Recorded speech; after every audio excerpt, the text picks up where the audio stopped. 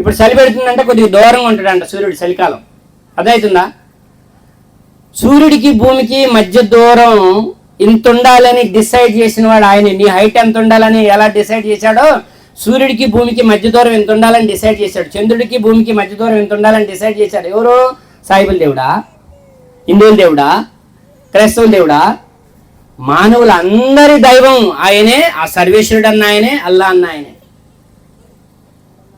ఆ సూర్యుడు ఒక 2-3 లక్షల కిలోమీటర్లు, ఒక 5 లక్షల కిలోమీటర్ల దగ్గరకు వచ్చింది అనుకోండి, భూమి ఉంటుందా?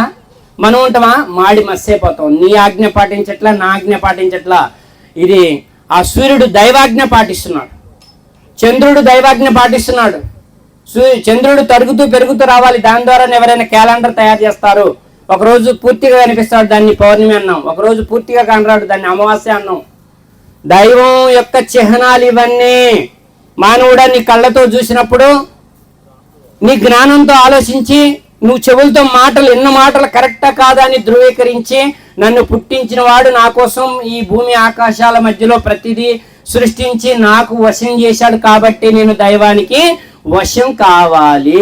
ఇదే దైవ ధర్మం, ఇదే సనాతన ధర్మం.